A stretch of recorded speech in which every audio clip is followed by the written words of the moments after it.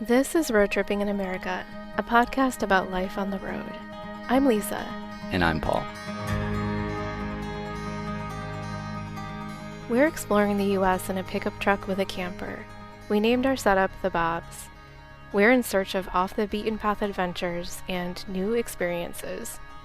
Join us as we share our stories from the road. Today, we have a special guest. Wendy Allen joins us in a guest driver's ed segment to talk about the 30 days she spent on her motorcycle, riding solo from Wisconsin to Vegas and back. From cramped hands to making connections with strangers when she needed them most, to realizing what was most important in her life, Wendy takes us through the unfiltered story of her adventure. And she tells us why she'd do it again in a heartbeat. This is Series 4, Episode 6, Wendy's Cross-Country Motorcycle Adventure.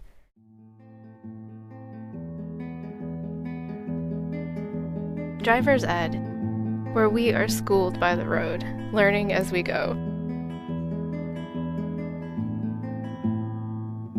Thanks for being up for this. Yeah, it was really interesting to kind of think back on that trip and how it connects to all sorts of other things too. My name's Wendy Allen, and I live, I'd say, a half hour southeast of La Crosse, which is right on the Mississippi River in Wisconsin. I'm a writer and editor, and I read and I like to write and all that kind of stuff for fun too. But I enjoy getting outside and hiking, and traveling is really big. Mm-hmm. So it's been nice to kind of start dabbling in that a little bit again. So yeah, let's talk about your trip. So I remember we talked about this years ago during a wine night or some varied thing, but when did you do the motorcycle trip? It was summer of 2011, and I'd been planning it for a couple years before that. It was something that I'd always wanted to do and always wanted to get my motorcycle license, and finally decided to dive in and start saving up and doing that. So I actually got my license only the year before. So I'd had like less than a year of practice before I decided to do this, and upgraded my motorcycle maybe 2 months before I left. So it was like a not brand new, but new to me motorcycle that I hadn't ridden a whole lot. So there's a lot of things that I probably would have done a little bit differently there, but I was just so excited, and it was something that I'd been wanting to do for so long. And I put in a request for a sabbatical for 3 months at work, and I'd been there 5 years by that point. So it kind of felt like one of those moments where, yeah, it's time for me to take a bit of a break and figure a few things out. So I really enjoyed where I was working at the time, and I'm still there actually. So it'll be 16 years this year, but they let me do that and let me come back and everything. So yeah, I guess that's kind of how it got started. Was it just something you'd always wanted to do? Or, I mean, how did you get the idea in the first place? Like, had you ridden motorcycles before, or? Just with other people. And I really enjoyed it so much. And it was also something that my parents also had said never do. So I think I just wanted to do that. Love it. But like, I knew my dad had ridden motorcycles in the past, so it wasn't like they were just saying no out of being fearful or whatever. I'm sure they had like legitimate concerns and stuff, but I did really well in my motorcycle class. I beat all the boys and was the top in the group and stuff. So I just got to practicing quite a lot. I rode to work a lot in preparation for it, and did a couple like little camping trips to figure out how to pack everything on the bike and get used to riding a bit longer distances. One thing I was thinking about, so getting our stuff down to a truck obviously was tough, but at the same time, it's a lot of space. But when you're talking about a motorcycle, you just have and I don't know anything about motorcycles, but I know the terminology. So like the saddlebags, right? Or the side packs or whatever. Yeah, there's all sorts of things you can get. So I had 2 saddlebags, which were smaller because my bike is smaller. It's Suzuki Boulevard M50, and which is about mid-range between like the smallest and the biggest that you can get. And so I had the saddlebags, and in those I kind of had my safety gear, an extra sweatshirt, and snacks really, and like just stuff that I needed to get into on the road. I had a tank pack in front of me that opened up, and I kept my phone and wallet and money and a map in there. And then I had a big suitcase actually strapped to the back right behind me where a passenger would sit. And it was like maybe the size of a medium-sized suitcase that you'd take through the airport, but it had like straps that you can strap to the back of it. And then behind that, I had a little rack where I put 2 dry bags, and then the dry bags had like all my camping gear and all of that stuff. And so those were just strapped with bungee cords to the back. And then I wore my helmet and leathers and had my all my protective gear and stuff. I have a really good relationship with my helmet and my leather jacket and everything. So yeah, that's how I fit it all on there. And I think I had like 2 pairs of jeans, 3 t-shirts, a couple sweatshirts, and all my underwear and all that stuff. And that was really it.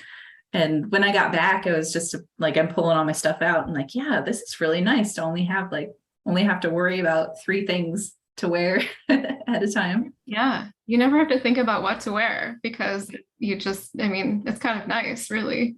You just have what you have. And I didn't care if I stank a little bit because I was on my own and riding and hiking and stuff. So what did you do for food? Did you cook a lot or did you eat out a lot? I brought peanut butter and honey and like granola and sandwich bread and stuff for sandwiches for lunches. And I tried to do that for lunches. Breakfast was, I don't know, just mostly coffee. Sometimes I'd make oatmeal on a little camp stove. And then in the evenings, it was kind of a toss up between like, if I was camping in a place that had decent food, then I would go out. But a lot of times I would just pick something up at the grocery store and fry it over the campfire. What did you do? A mix of hotels or was it mostly camping? It was in the beginning, in the beginning I stayed with people. So like my first leg, I stayed with family and then a friend out in Colorado. And after that, I was kind of on my own, mostly camping. And I realized that really quickly, riding motorcycle for 400, 600 miles a day is really hard on your body. So I started like renting more hotels as I got further on in the trip. It was just like I'd be riding, and then the last thing you want to do is set up a camp and a tent and all this stuff. But I still would camp a lot when I was in the national parks and nice areas like that.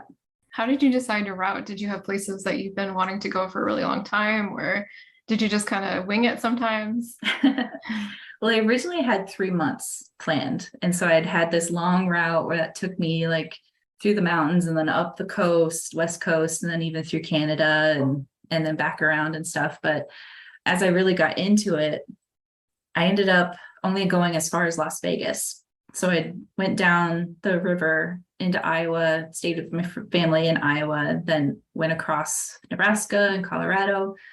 I stayed in Dillon with a friend of mine over the 4th of July. So that was really nice. Have a kind of a home base for the 4th. And then went down through Telluride, Mesa Verde Park, over to Moab, and then up around all the parks in Utah, down to Zion and out to Las Vegas. And then from there, I was going to go across the desert to LA, where I have family out there too. But after that much time, and also getting from Zion to Vegas is just this long stretch of interstate, and it's desert and it's so hot. I just didn't want to go any further past that. And it was kind of a bit of caution too, as my bike is smaller. I can go maybe 120 miles on a tank, and you just don't know where the next gas station is going to be when you're out that far. So I decided to turn around and went back up through Utah and went up to like Devil's Tower and then over through the Black Hills in South Dakota and then back home. So I ended up being gone 30 days exactly. Before you left, did you think I have some sort of grand illusion or goal or like something that you thought was going to come out of it? Or did you just want to experience life on the road? I just wanted to experience it. And I thought like I had just got this motorcycle and got my license, and like the best way to really experience something was to just go and do something. But I'd also done a lot of traveling by myself in the past too. Like I'd been to Vietnam for a few weeks and went to Scotland a number of times and England and been around the United States a bit too. And a lot of that just came from I'd been single for a really long time. And whenever I'd want to go somewhere, like either friends wouldn't or couldn't go with me. So I was like, well, if I'm never going to experience the world or make the most of my life if I'm not just going to go do it. So Right. I would just go do it. That's awesome. So with this trip, I'd started planning it a couple years before. And then I met my boyfriend in 2010, like when I was starting to really plan this, and I'd gotten approved for the time off and everything. And so it ended up being a lot harder of a decision to follow through with, because after a year, like we'd fallen in love, he's now my husband. And so it was really hard, and missing him really did color a lot of the trip too. Right. So the timing of that, yeah, you're very conscious of him being at home and I had hoped that he would like meet me at somewhere and do part of the trip with me, but he couldn't swing that. So when I got home, we ended up doing our own little trip around the Great Lakes, but it was pretty tough. About halfway through, I started getting really, really homesick. And I think that also kind of played into my decision to turn around in Vegas instead of keeping going and kind of making the trip a little shorter. So there was this point, what was it called? Something Gorge. It was in northern Utah. Oh yeah, it was Flaming Gorge. And I was at a T intersection right there, and like I could go this way or I could go west. And I was just sitting there probably for 3 hours, I think. Just like I would cry, and then I would look at like my map, and then I would look at my plans and just be thinking about all these things. And it was this moment that was really, really hard. And I hadn't had that experience before because I'd never been in a real relationship like that to like decide the path of what I was going to do based on another human. But I ended up turning east, and like the moment I turned east was like a weight lifted off my shoulders. It was time to head home by that point. But it still took another 2 weeks or a week and a half or so to get home, because I was still that far out and I still wanted to go up to Devil's Tower and go through the Black Hills quite a bit and spend some time there. So, but it did feel really good and I never felt that before either, just to have that, like, yeah, this is the right decision to like head on back home, even though it would take a little bit of time still. That's just beautiful. Kind of brings a tear to my eye. Part of what's tough too is sometimes when you make a plan, you feel that pressure to continue through with it to the end. And if you really realize there's no reason to do that, and that's not what you want to do, and it's hard to decide to change and not do what you plan to do. It sure is. Yeah. I felt really guilty, like kind of leading up to that moment in the gorge. I'd felt really guilty for even thinking about it and feeling like there's these people who had supported me and were kind of following what I was doing. And I didn't have a blog or anything like that, but I needed that kind of pressure. But it did kind of feel like you do things for other people. And I'm not sure if that's something that is kind of a little bit more inherent with women, or if it is with everybody who does this kind of stuff. But I definitely felt a lot of that and had to remember, like, this is for me. This isn't what I'm doing. This thing for me. It's not for anybody else. I'm not trying to prove anything. I'm not trying to achieve anything here. It was just, I just wanted to do it. And so when I realized that I had done what I kind of set out to do, it was just time to head on home. Tell me about some of the stories that you had from that time, though, those 30 days. What really stands out in your mind? Utah really stands out a lot. I just love Southern Utah and the parks and the red rocks. And it's so different from Wisconsin. It's when you come home here, and like, I love the green and love seeing the black dirt and everything. And it really feels like home when I'm here. But out there too, it feels like home too out there. And I also had some really good experiences with people in Utah.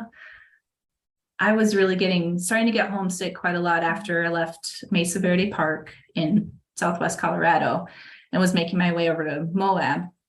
And it was rainy and like bad weather, and that always sours your mood anyway. But when I got into Moab, I was just feeling really down. Like I didn't want to do anything. So I got a hotel that night, and I was walking out in the parking lot, and across in the hotel across the street, there were these other motorcyclists, and they were out washing their bikes, and they'd been out for quite a while. And so I walked over there and was talking to them, and they invited me over and like shared their soap. And so I washed my bike for the first time, and they were just the sweetest people. And it turns out they're from Wisconsin and northern Minnesota too.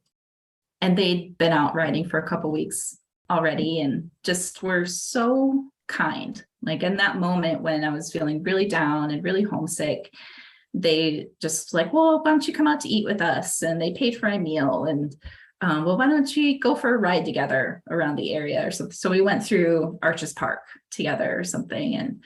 And that was only for a couple days that we spent a bit of time together, but they gave me their number and said, if I ever had trouble, like make sure to call. And if they're nearby or whatever, they'll be able to help. And we ended up, when we did our road trip around the Great Lakes, when we got back, we ended up staying with one of the couple in around Ashland. We haven't stayed in touch with them over the years, but that was definitely an important kind of moment.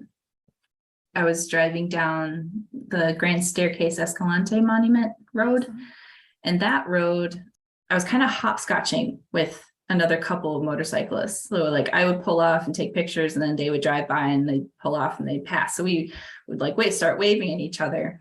And we got down to the bottom of it, and there's gas stations. So I saw them pulled off and was getting gas, and we started talking, and they're like, hey, what's your email? I was like, what? I was really kind of creeped out. And he's like, I took this picture of you while you were driving by, and he showed me. And it was like the only picture that I could ever have of me on my motorcycle with all my stuff packed on it and everything. And so he sent it to me. And that was just really sweet kind of thing. Like this total stranger, he didn't know me. We just like waved in passing. And he was like, oh, this person might like picture. So that was really nice. It seems like, especially with people on motorcycles or whatever, like there's just a community. Even with people, I know when I see somebody with our same brand of camper, which is kind of rare, it's just like, we got to go find that person. You know, if you see it parked somewhere, I'm like, I got to see that person. So it definitely becomes this community where you've made the same choice to do something. So you have that in common. It definitely does. And as a young woman at the time, it's like they kind of wanted to protect me a little bit too. Mm-hmm. I had a lot of experiences where I'd pull up in a rest stop or pull out on a touristy, whatever, pull out, and someone in a car would come up to me and be looking around and like, where's your husband? And I was like, just me. And they're like, oh, well, you be careful, blah, blah, blah, or whatever. And I was like, I am, don't worry. But it's like, everybody was really concerned. Everything. I got a lot of questions about what my parents thought. Oh gosh. My reaction to that was usually, well, I'm an adult, so they can think what they want. But that would be kind of tough to deal with, that overbearingness of strangers. And you're so visible too, that you don't kind of have the wall of being able to go inside a vehicle, close the door, and pretend not to hear somebody. Yeah, you're exactly right. But a lot of the motorcyclists, like, it was mostly people in cars that would ask some of those questions. But a lot of the motorcyclists were just like, you go, girl, like, just stay safe, and like, so proud of you for doing this or whatever. And so it was like that group of people, they're really wonderful. What did people say when you told them you were going to do this at home? Being in our position, I've gotten the full range of reactions and advice, and terrible questions, and also good advice, you know, good people mean well. But I was curious, like, what kind of questions you got and advice you got, and if any of it was useful or if it was more of that overbearingness. I think I had the benefit of having traveled by myself a fair amount before I did this. So by that point, my parents were pretty much, I mean, how old was I by that point? I was in my mid-20s, I guess, and or late 20s. And it'd already been 10 years of them not being able to influence that much. But I mean, I always respected their concern for my safety and everything. I got probably some of the worst advice from people at work. Like I would be leaving and they'd be like, well, just watch out. You're a young woman all by yourself and like need to make sure you always stay in well-lit places and like all the usual kind of stuff. And it wasn't, I mean, it's not like bad advice, but it wasn't particularly useful either. That's something you've never thought about before. Yeah. Yeah. And all my travels before, like I've always made a strong point of like, hold on to my purse and I like pay attention to everything around me. And I've always been pretty good about doing that. And in my experience, if people notice that you are noticing them, they're not going to bother you. And America is amazingly safe too. Like the news makes such a big deal about the dangers of all these different places, but most of the time you can go into any of these places and not have a problem if you're just paying attention and taking care of yourself and not doing stupid things either. Right. So did you ever have a time that you were, and you don't have to answer everything, but did you ever have a time when you were scared for your safety? No, not during this one. I actually, this isn't related to this trip, but I had a very, there's a really big storm coming in. I don't know if you can hear the thunder. I missed that about Midwest, the amazing storms. That's big lightning and everything. Oh, I just heard that one. So when I was traveling in Vietnam, yeah, you might hear a bit more. When I was traveling in Vietnam, I was on a bus going out to this place called Ha Long Bay. And it's like this really touristy place, but I had this like overwhelming feeling as I'm sitting on that bus that I should not be here. And like I needed to get off now. And so like I actually stood up and like made the bus driver stop and let me off. And so then I got a taxi back to the train station. I got went on a different trip. And so like I always remember that moment because it was such a gut feeling that I should not be here right now. And so I never had that feeling on this trip, which was good. Yeah. And I think the only time I really felt unsafe was there's just a couple times when I was in a lot of traffic. There was one time going up the mountain from Denver I was staying with my friend in Summit County. The worst. And it was the worst. It was after work, probably on a Friday. So it was just packed going this interstate, going up the mountain. And by that time I'd ridden, I don't even know how many miles. I probably went 600 miles that day, 600 or 700. And so my hands were exhausted from the clutch and the brake and just like holding the bike on a slope too. I can't just like let off the clutch or anything. So my hand was cramping up. Oh my God. And I'm like halfway up the mountain and I'm like, how am I going to get any further? I ended up pulling off for a little while and trying to rest my hand a bit, but that was one of those moments where I'm like, I don't know if I'm going to make it to where I needed to get tonight. I can't imagine adding that on top of it. That is just notoriously the worst stretch of highway, and we always try to avoid it, but somehow end up getting stuck in it. And the traffic is just terrible, and especially on a Friday, that's the worst. Yeah. But just back, to the gut feeling things. Like I think that it's such an important thing that it is so important to trust your gut, and you really don't need to have reason with it. Like you don't need to have I don't know, because if you start thinking about it, you start talking yourself out of trusting your gut. But really, there's no reason not to just. Yeah. You're picking up on something, and it doesn't matter what it was. Yep. And it goes the opposite way too. Like there was a lot of people that I just instinctively trusted, like the people I met in Moab. And there's another like older man I met. I can't remember how we met, but we ended up like just kind of following each other for a while and then ran into a storm. And so we ended up like having breakfast together that morning. And then we kind of just we're going the same route or whatever, and ended up being a bit of a riding partner for half a day. And if I'd had any inkling that there was something weird about this person, I never would have stayed. I would have kept going. But then I ended up having a great conversation. I don't remember it now, and I didn't write about it in my journal, but was just some random older person, and he had some good stories, and we went our separate ways. So, we talked a little bit about advice, the advice you got, not so useful, but if somebody came to you and was saying, Wendy, I'd really like to do this sort of thing too, what advice would you give that person? I would say, absolutely do it. Don't let other people try to talk you out of it or scare you away from it.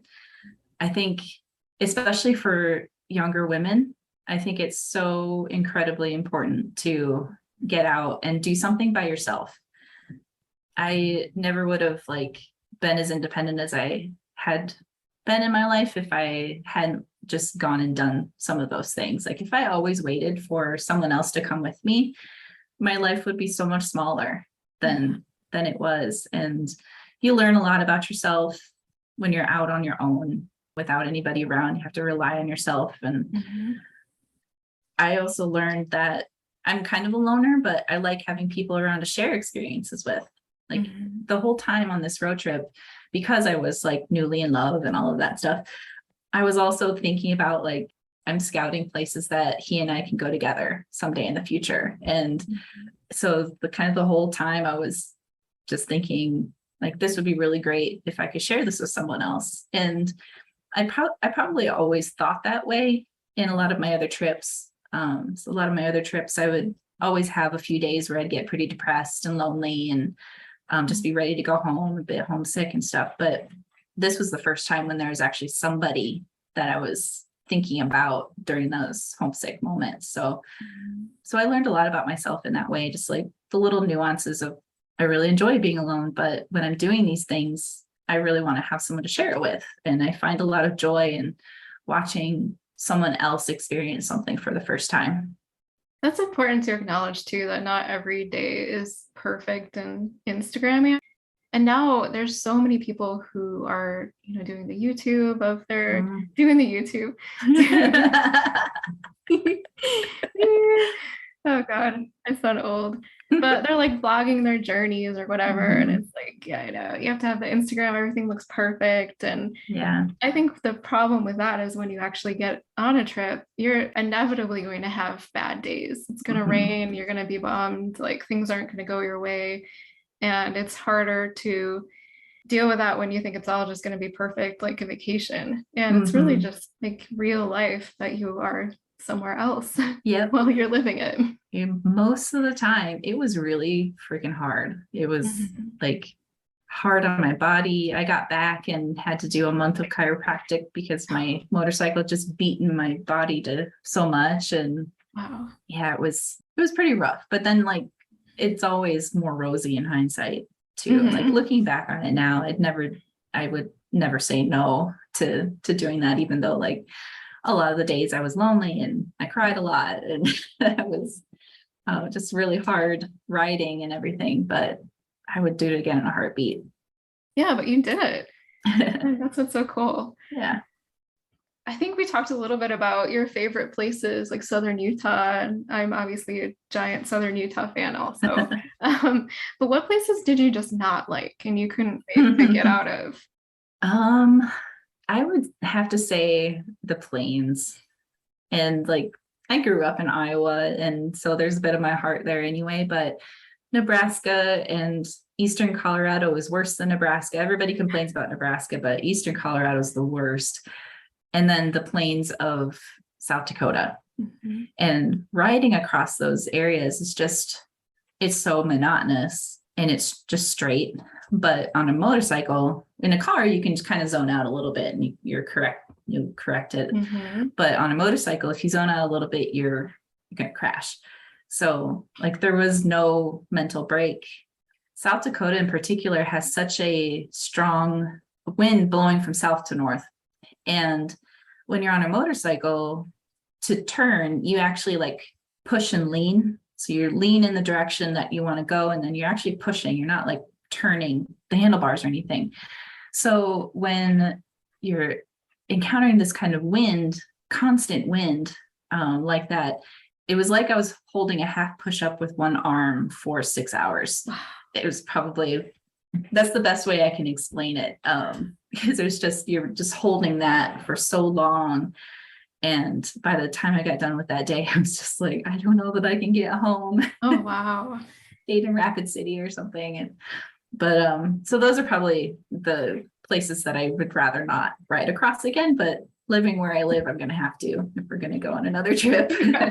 Yeah, it's always the start of every trip.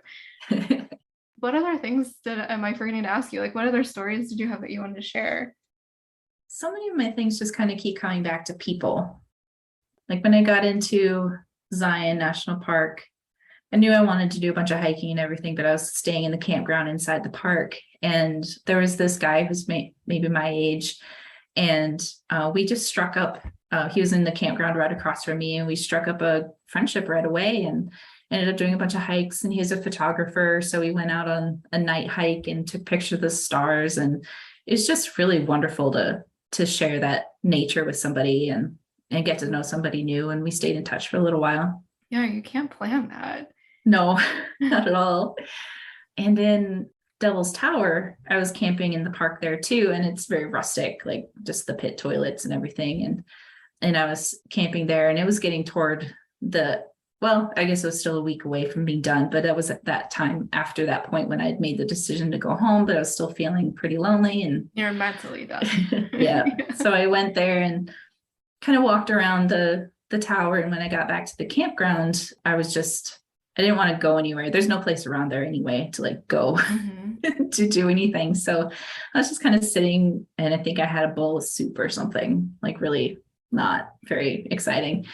And this lady and her little daughters were camping across from me, and they invited me over, and it was just so sweet. They shared their meal, and the little girls were just fascinated with the motorcycle and wanted me to take them on rides, but I didn't.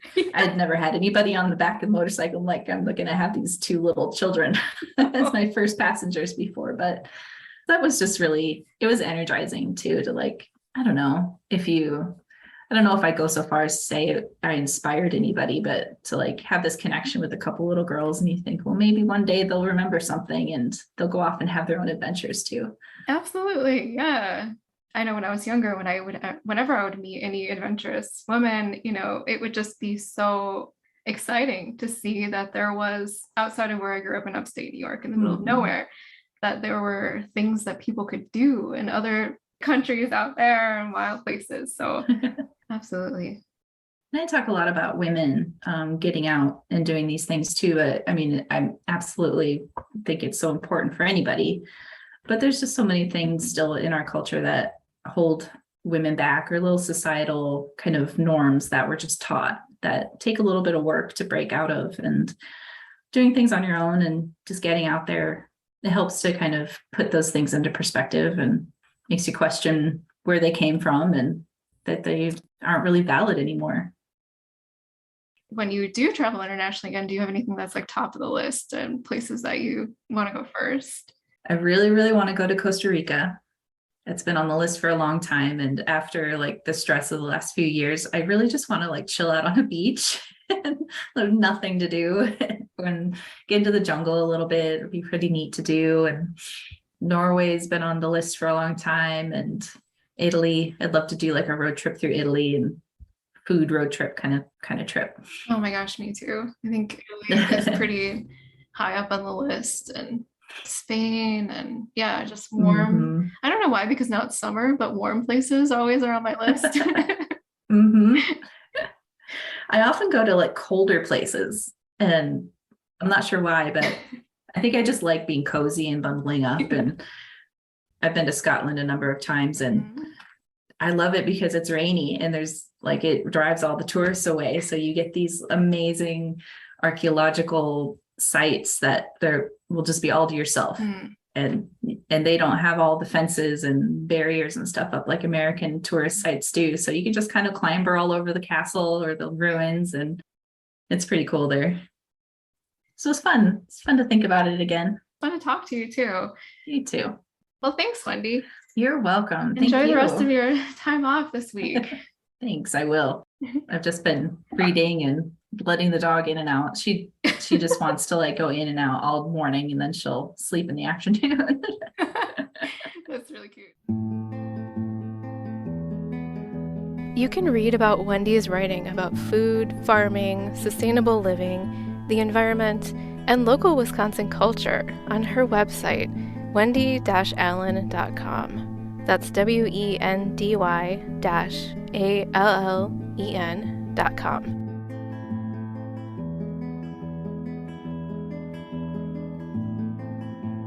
A couple nights after I chatted with Wendy, I was cooking dinner using a pair of spring-loaded tongs. After about 15 minutes of using the tongs, my hand was cramping, and all I could think about was Wendy on the clutch and brake, going up the pass from Denver to western Colorado, and how many millions of times worse that would have felt. Wendy still has that same motorcycle, and she still rides. Thinking about Wendy's stories as my pathetically weak hand cramped up while stuffing enchiladas, I was struck by the number of times that strangers were there for her when she needed them most, like they could sense it. We've had a few experiences like that, of connecting with strangers when we really needed it. And we'll never forget those memories. Like 10 years ago in central Idaho, when we headed out for a remote hot springs campground, assuming that there would be a grocery store on the way where we could get food and beer, but finding nothing except for a tiny, dusty shop where they didn't sell beer, and all I could find that was edible was a dented can of tomatoes. Not wanting to go all the way back to Boise, we set up camp and made an extremely depressing dinner with canned salmon mixed with that can of tomatoes and a can of lima beans, served on some saltine crackers. It was revolting. A couple had been setting up camp nearby and came over to our site to say hi. When they saw our extremely sad dinner, they invited us over to their site, where they were about to break into a package of burgers, a case of beer, and a bundle of firewood. We happily joined them. After dinner, we drank the moonshine we had left from Tennessee and traded stories while we soaked in the campground's hot springs. Shooting stars crossed the sky. It was exactly what we needed to energize us for the road ahead, to remind us why we were adventuring. Another time was spring 2018, in a state park outside Escalante, Utah.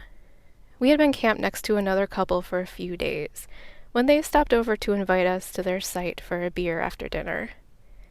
We were feeling kind of shy, but forced ourselves to get over it. We sat at their picnic table as the stars came out, and learned that they were in the process of moving to Utah with the trailer they had at the campground, but they couldn't get out to the land they had bought until the rivers went down. It had been raining much more than normal, and the washes that crossed the roads to their land, while usually dry, were currently flowing, and they couldn't get to their land and start building until the water went down, but they had no idea when that would happen. They went over and looked at the river every day. They were getting fairly stir-crazy, hanging around in a place where everyone else was on vacation. They were ready to start the next part of their life, but they had no idea when they could do it. I feel like we gave them the break they needed from stressing about their uncertain future. Well, we gained some Utah friends and some off-grid house-building inspiration. Or when we moved to La Crosse in 2014 and felt really aimless and driftless, unsure of the direction our lives were taking. My coworker Jane scooped us up and introduced us to tons of interesting people, like Wendy. Without Jane, our La Crosse experience would have been much different. Or like my friend Charlotte, whose place we just stayed at in northern Colorado for a few weeks while she was out of town. I was already extremely grateful for the chance to have a home base. Well, we cleaned out the bobs, organized all of our stuff, went to various appointments, and got Adeleaf Springs installed on Bob the truck. Then we got COVID. First Paul, then me, probably from the mechanic, and I was even more grateful to have a place where we could lay on the couch for days straight, with no pressure to leave. How lucky are we to know people like this, all of whom started as strangers? Wendy's story reminded me how important it is to always look for opportunities to exercise kindness. Because you never know when someone really needs you, when your little kindness will change the trajectory of their day or their trip. And how cool is it to have that superpower? Next episode. That's when it really got scary. I was sitting in the cop car when Durf popped his head up, and I really thought they were going to shoot him. Yeah, we were probably the most wanted guys in Montana that night. What happens when 3 40-something dads from upstate New York are pulled over by the police in the middle of the night, somewhere outside Missoula, Montana, in a case of mistaken identity? It's the stuff of true travel nightmares. That's next time. Thanks for listening.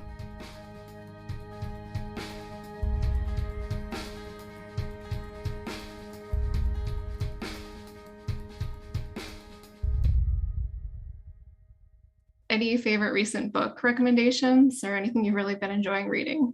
I just finished The Lord of the Rings for the first time, which seems like one of those where you should have read that a long, long time ago, but I watched the movies and always thought that I knew what it was about, but the books are so much more in depth, and you can tell there's just so much, he had a whole history for this world. So it was pretty neat to finally read them.